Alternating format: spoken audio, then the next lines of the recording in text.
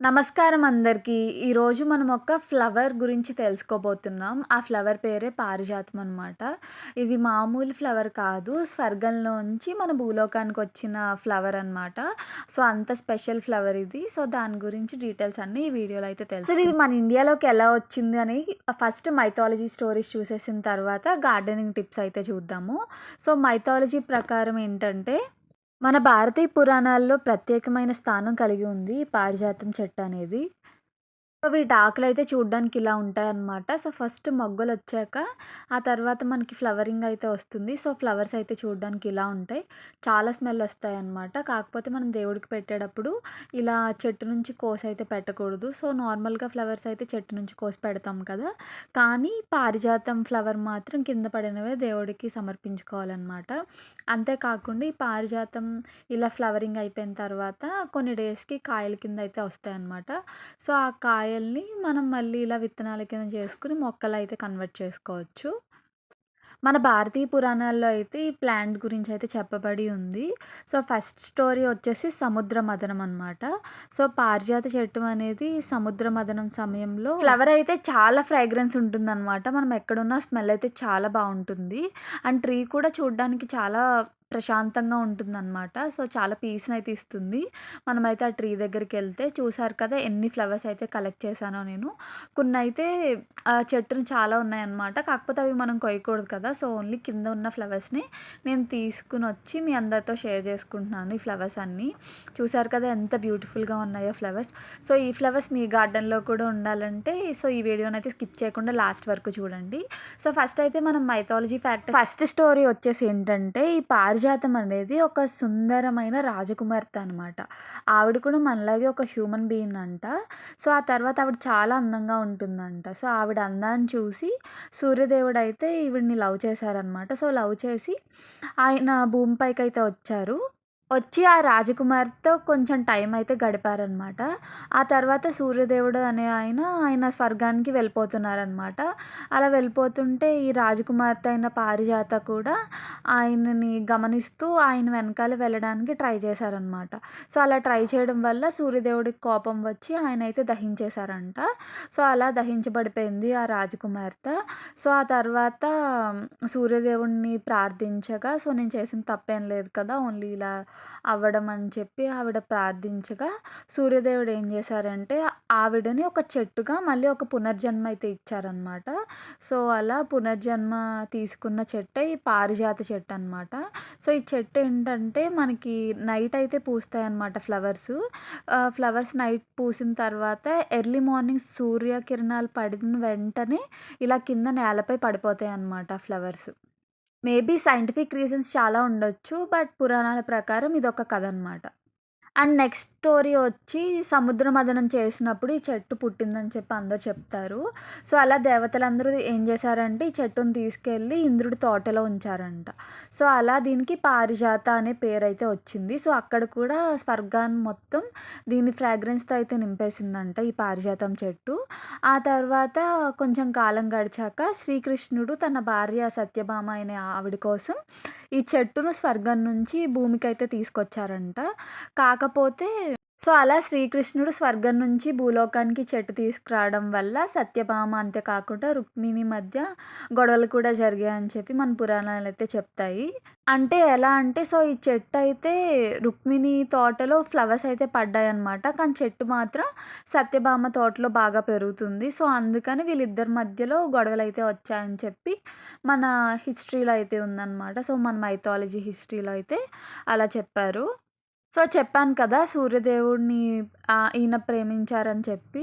సూర్యుడైతే తాత్కాలికంగా ఆమెను ప్రేమను అంగీకరించారనమాట. సో, ఆ తర్వాత సూర్యుడు చాలా ఎక్కువ హీట్ ఉంటారు కదా! సో, ఆయన కిరణాల తాపం వల్ల ఆమెకు హాని జరిగిందనమాట. సో, ఆవిడైతే కొంచెం డెడ్ అయిపోయారు. సో, అప్పుడు సూర్యుడు మళ్ళీ ఆవిడకి ఇంకో లైఫ్ ఇచ్చారనమాట. ఇలా పారిజాతం చెట్టు కింద.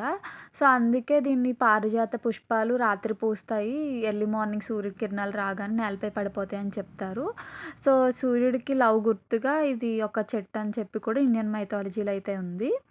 అండ్ ఇంకా మహాభారతం స్టోరీ చూస్తే శ్రీకృష్ణుడు ఈ పారిజాత పువ్వుల్ని ద్రౌపదీదేవికిచ్చారని, ఆవిడ అంతే కాకుండా పాండవులు కలిసి పూజా కార్యక్రమాల్లో ఉపయోగించారని చెప్పి కథలున్నాయి. ఇంకా మన కలియుగం స్టేజ్‌లోకొస్తే ఏంటంటే, ఈ పారిజాత పుష్పాలను శివలింగంపై సమర్పిస్తే చాలా మంచి జరుగుతుందని చెప్పి ప్రజలందరూ భావిస్తారు. ఈ పువ్వులు శివుడి కంటే చాలా ఇష్టమని చెప్పి మన పురాణాలు కూడా చెప్తాయి. అండ్ లక్ష్మీదేవి పారిజాత పువ్వుల్ని తీసుకొని ఆవిడ నుదుటన తిలకంగా యూజ్ చేస్తారంట. సో, ఇది కూడా మన పురాణాల్లో అయితే చెప్తారు. సో, టోటల్‌గా అయితే మన హిందూ ధర్మంలో ఈ చెట్లు ముట్టుకున్నా గానీ, ఫ్లవర్‌ని పూజించినా గానీ చాలా మంచి జరుగుతుందని చెప్పి మన హిందూ ధర్మంలో అయితే ఉందనమాట. సో, ఇలా మన భారతీయ పురాణ, సంస్కృతి మరియు ఆధ్యాత్మికతలలో ఈ ఫ్లవర్‌నయితే యూజ్ చేశారు. అంత వాల్యూ ఇచ్చారనమాట ఈ పారిజాతం ట్రీకి. సో, మీరు కూడా ప్లాన్ చేసినట్టయితే దీన్ని అంతే భక్తి శ్రద్ధలతో అయితే పూజించండి. సో, ఇంక లేట్ చేయకుండా ఈ పారిజాతం చెట్టు మీరు కూడా ఎలా పెంచుకోవాలో చెప్తాను తెలుసుకోండి. సో, ఫస్ట్ అయితే ఒక ఏరియానైతే మనం చూజ్ చేసుకోవాలి. ఆ ఏరియా ఎలా ఉండాలంటే సన్‌లైట్ అనేది బాగా రావాలనమాట. సో, సన్‌లైట్ ఉంటేనే ఈ చెట్టు అనేది బాగా పెరుగుతుంది. అండ్ మట్టి అనేది నల్ల మట్టి అయితే చాలా బావుంటుంది. నల్ల మట్టి ఉండడం వల్ల ఏంటంటే బలంగా పెరుగుతుందనమాట ఈ చెట్టు. అండ్ వాటర్ అనేది కొంచెం కొంచెంగా ఇచ్చుకోవాలి. ఆ సాయిల్ మాయిశ్చరైజర్ చూసుకొని అప్పుడు ఇచ్చుకుంటే బెటర్ అనమాట. అండ్ ఇంకా ఏంటంటే ఈ చెట్టు చాలా బాగా పెరుగుతుంది. చూసారు కదా ఎంత బాగా పెరిగిందో. సో, చెట్టు చూడ్డానికి సన్నగా ఉన్నా దాని బ్రాంచెస్ అయితే చాలా ఎక్కువుంటాయన్నమాట. సో, మనమైతే కొన్ని డెడ్ లీవ్స్ కానీ, ఇవి గానీ చూసినప్పుడు ఏం చేయాలంటే ప్రూనింగ్ టెక్నిక్ యూజ్ చేయాలి. ప్రూనింగ్ అంటే ఏం కాదు. జస్ట్ కత్తిరించాలనమాట. సో, అలా మనకు నచ్చిన షేప్‌లో అయితే ఈ చెట్టుని కత్తిరించుకోవచ్చు. లేదు ఇలానే బావుందంటే అలా ఉంచేసుకోవచ్చు. కాకపోతే డెడ్ లీవ్స్ ఉన్నప్పుడు మాత్రం ప్రూనింగ్ టెక్నిక్ యూజ్ చేస్తే బెటర్. సో, మెయిన్‌గా ఏంటంటే ఫస్ట్ మనం ప్లాంట్ వేసుకున్నప్పుడు ఇంకా ఫ్లవర్స్ రావు కదా! ఫ్లవర్స్ రానప్పుడే చిగుర్లుంటాయి కదా! ఆ చిగుర్లు గనక మనం పీకేస్తే అక్కడ ఇంకొక 2, 3 బ్రాంచెస్ అలా వస్తూ ఉంటాయన్నమాట. సో, అలా మనం చిగురు చూసిన ప్రతి దానికి అలా చేస్తే చెట్టయితే చాలా బాగా ఎక్కువ బ్రాంచెస్‌తో అయితే పెరుగుతుంది. సో, అలాగే మా చెట్టయితే ఇంత పెద్దగా అయిందనమాట.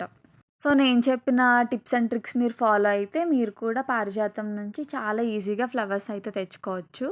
అసలు దీన్ని పెంచుకుంటే ఏమైంది? అసలు పెంచుకోవడం వల్ల యూజేనా అని చాలామందికి డౌట్ ఉండొచ్చు. సో, దీని యూజెస్ ఏంటో తెలుసుకుందాం. పారిజాతం అనేది ఆయుర్వేదంలో కూడా చాలా బాగా యూజ్ చేస్తారనమాట. దీని ఫ్లవర్స్, ఆకులు, వేర్లు అన్నీ యూజ్ అవుతాయి. సో, మనకి ఫీవర్ గానీ, మలేరియా గానీ వచ్చినప్పుడు ఏం చేస్తారంటే ఈ ఆకుల్ని పేస్ట్‌గా చేస్తారు. సో, పేస్ట్‌గా చేసి యూజ్ చేస్తారనమాట. సో, వెంటనే ఫీవర్ నుంచి రిలీఫ్ వస్తుందని చెప్తారు. అంతే కాకుండా ఈ ఫ్రాగ్రెన్స్ వల్ల మనకేంటంటే చాలా బాగా జరుగుతుంది.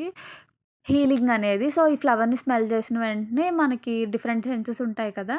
సో, అవన్నీ ఆ స్మెల్ మన బ్రెయిన్‌లోకెళ్ళి సో, వెంటనే మనకైతే స్ట్రెస్ అండ్ రిలీఫ్ ఇస్తాయన్నమాట. స్ట్రెస్ నుంచి రిలీఫ్ అయితే ప్రొవైడ్ చేస్తాయి.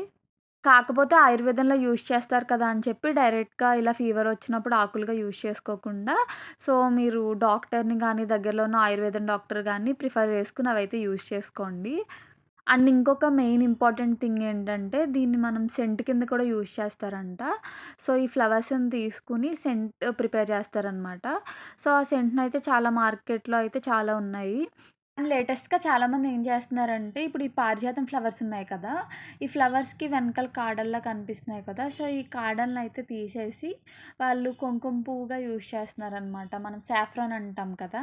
సో, ఆ సాఫ్రాన్‌ని ఈ పారిజాతం పువ్వుల నుంచి రెడీ చేస్తున్నారు. సో, డిఫరెంట్ టైప్స్ ఆఫ్ వంటల్లో కూడా ఇది యూజ్ చేస్తున్నారు. ఈ పువ్వులనైతే దేవుడిని పూజించడానికే కాదు, మన సెంటెస్‌లో అంతే కాకుండా హెర్బల్ టీస్ ఉంటాయి కదా! సో, ఆ హెర్బల్ టీస్ కూడా ప్రిపేర్ చేస్తున్నారనమాట. అండ్ చూర్ణాలంటారు కదా! సో, ఆ చూర్ణాల్లో కూడా యూజ్ చేస్తున్నారు.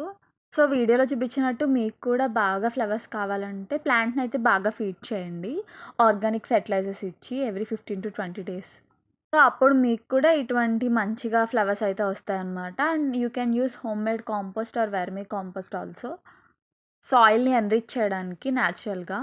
ఇంత బెటర్ ఫ్లవరింగ్ రావాలంటే ఫాస్ఫరస్ కానీ, ఇటువంటి రిచ్ ఫెర్టిలైజర్స్ ఇచ్చినట్లయితే మనకైతే చాలా వస్తుందనమాట.